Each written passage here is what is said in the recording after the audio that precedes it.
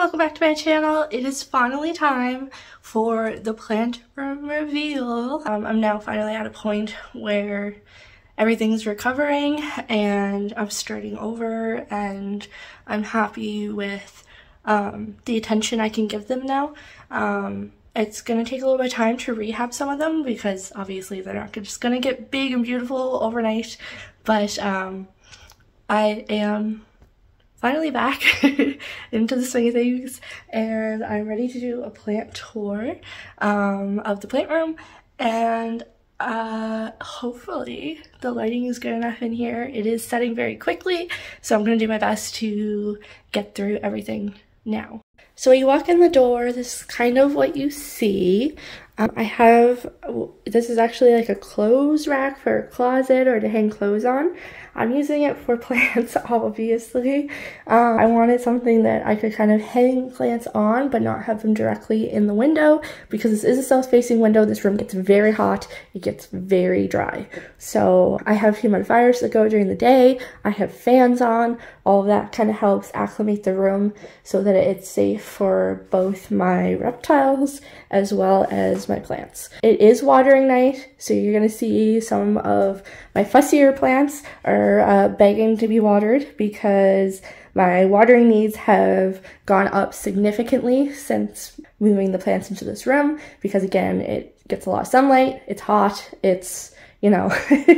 So my watering schedule went from like once maybe every week or two to now almost daily, or at least spot watering, where I have to come in, and some plants are ready for water, others are not. I don't really water on a specific schedule, but in general, I was watering, you know, on a weekly basis, and now I'm watering almost on a daily basis. Not everything, but you kind of get my point. Walking in here, I have what I like to call my pink princess shelf. I have pink princesses propagating here. That's one of the humidifiers. The humidifiers and the fans are both off just to help prevent background noise. My gecko enclosures are kind of a mess. Yes, some are open. It's because I moved some into bins, because rather recently it's come out that geckos, including crested geckos, do actually do better with some UVB light. It may not be essential to their health, but it is beneficial. You can see a lot more of their natural behaviors come out, and there is benefits. And I feel like as a pet owner, I have a responsibility to stay up to date on what is the best husbandry for these animals and to provide them with that. So I am in the process of getting lights put on here and testing temperatures and humidity levels and light to make sure that they're not too intense, but also providing them with enough that it's beneficial, getting them on timers. And I don't want to do all that testing with them in the enclosures, so that's why they're kind of empty right now. I had them moved into bins just because I don't want to be experimenting with things like temperature while they're living there. That's just a recipe for disaster. So this area is still a mess, but that is not the topic of this video, so I'm going to end this tangent here and move on over here. Like I said, this is kind of like my pink princess shelf. I have two really big pink princesses here. I have this half moon leaf about to unfurl that I'm super excited about. My white princess is over here recovering. Down here I have more pink princesses, and then I have some stuff I'm propagating right here. Here is my variegated string of hearts propagations, some schizapsis. Down there I have more propagations going on. This is a plant my boyfriend's mom gave to me actually. She gave me like a handful of plants that were like dying in her house and told me that if I could save them, I could have them, kind of thing. So I do have a few from her still left over, and this is one of them. Here I have more Scindapsus. Like I said, it's watering day, so I have started kind of setting up bins and stuff to set for bottom watering. That is my preferred way to water, so that's why some of the stuff is out of place. I've just begun that process, realized it was getting dark, and was like, okay, I need to film this video. Over here, this is probably my favorite spot in the room, just because the light comes in so nicely and it's so bright. I do have to clean out these shelves right here. These are more propagation stuff. But yeah, over here I have some of my newer plants going on, and over there I have some older plants. My melanochrysum is putting out a new leaf. The strawberry shake is putting out a new leaf. My variegated addisonii is putting out a new leaf. There's lots of new growth happening. I'm super excited for all of it. And yeah, you may remember my Hoya Polynura from the previous place. The crystallinum is from the old place. The variegated Dischidia oyantas are from the old place. The Micans is actually propagation I just potted up, and then these monsteras all along here and the poles are new since coming here. I need to get a better system set up for watering the poles because they keep drying out on me on a daily basis, and it's a little ridiculous. This is the melanochrysum. It has a new leaf coming up there. I want to get it like turned more so that like that leaf isn't hiding, but I'm scared I'm gonna break it, so I haven't done it yet. The whale fan, variegated whale fan, is from the old place. I have the shingle plant back and behind here, which is also from the old place, and then all this stuff like right here in the front is new. Strawberry shake, obviously, look how pretty. I am so happy with it. These are propagations I took out of a box literally right before this video for another video. So these are basically a bunch of propagations I haven't looked at. They were just in a humidity bin before we moved, and it's been like 3, almost 4 months since I've checked them. So I just kind of pulled them out to see how they were doing. I'm gonna rearrange them later. I have my cork bin. I'm gonna be doing a video soon mounting plants onto cork. I'm super excited for that. So this is kind of like my cork supply bin. I also use it for my geckos, so I use them for both things.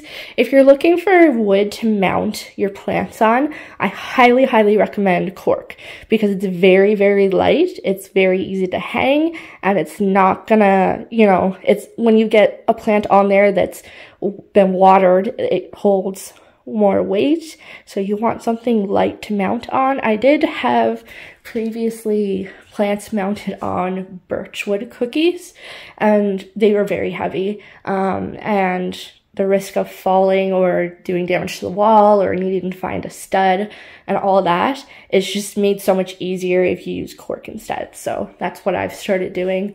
Over here, this is like my little propagation corner, not corner, it's right in front of the window, but these are like all my active propagations going on right here.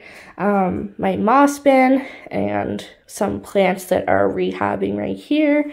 And then underneath, I've used CNC cages, I guess they're cages, panels, something, to make storage underneath of my little propagation table. So I have my worm castings under there, I have cocoa core, this bin is full of damp moss, and then I have my orchid bark and perlite. And then the windowsill is plants, obviously. My cat knocked my Hoya down earlier, so that's why it's there. Ignore the bird food. That's for another video. They were just up here with me, so I want them to have some food, but I forgot to take it back down with me, so that's why that's there. Hoyas, cactus. I don't know why I just got so quiet and like felt awkward when someone was driving by, so we'll ignore that. This is unrelated to plants. It's actually for my job, so yeah, we'll ignore that. This is a cart of miscellaneous stuff. It has lights in it, it has cork, it has plants that are rehabbing, it has moss poles, you know, lots of stuff.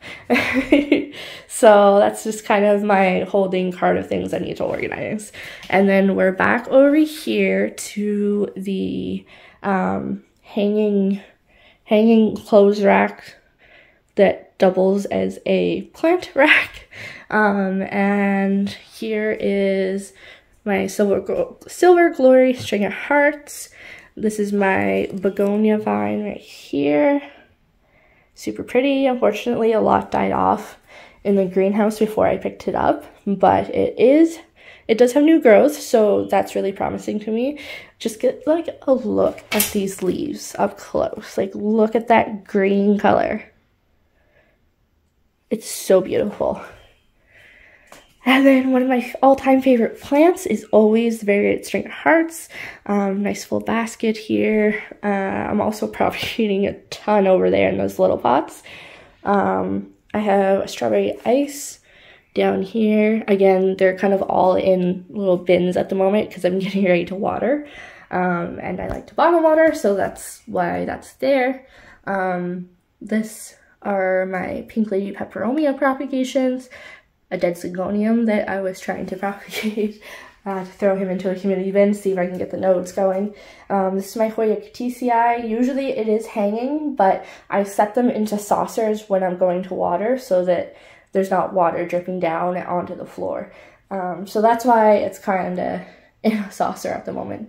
My Prince of Orange philodendron is down here. He's another rehab plant that came from the old place, and so isn't in the best condition, but there's new leaf coming out here, so that's promising. This is a new leaf here, so all is good.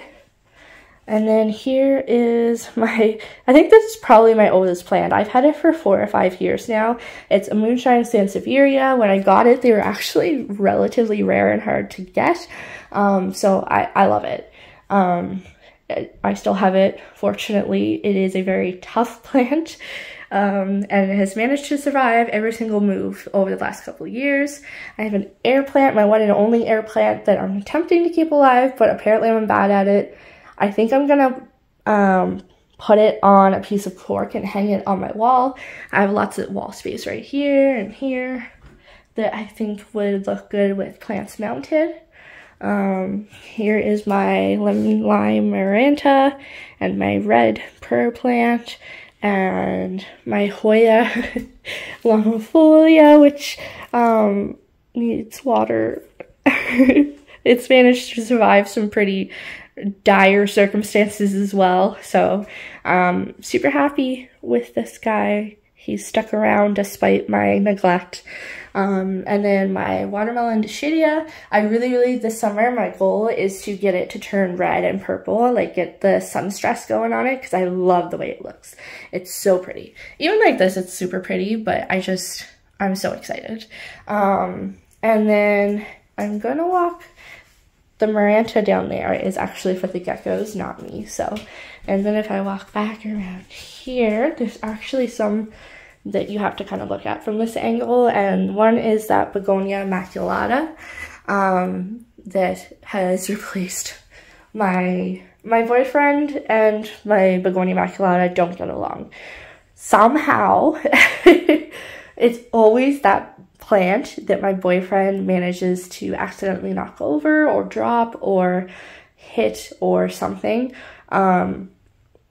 Begonias tend to be pretty sensitive, so when that happens, they've died every single time. It's not his fault. They're just very sensitive. And it's just, I have bad luck with Begonia maculatas apparently, but this one is growing tons. It actually doesn't even fit in that shelf anymore. It's going to be going over there in the window to get lots of light, and I wanted to like turn into a gigantic tree, basically. And then here is some more storage underneath of here. I'm using, this is the cat stuff, which also needs to be watered. And then this is a pink princess alocasia I found at a big box store, and it's variegated. I was so excited when I saw this, and I was like, you know what? And it was even like on the clearance rack of plants that were like gonna be thrown if they weren't bought. I'm trying to get good lighting so that you can see how pretty the variegation is.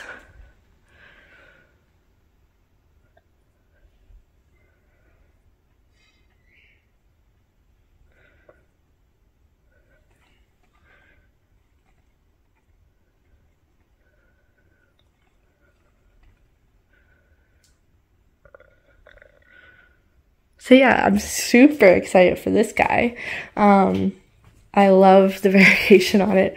Hopefully I can keep it alive. Alocasias don't always get along real well with me. I have a tendency with my alocasias. I don't know what I do exactly wrong, but usually when I have a new leaf come in, an old one dies. And they are notorious for that, but I don't really know how to go about fixing that problem. I'm still trying to figure it out, I guess.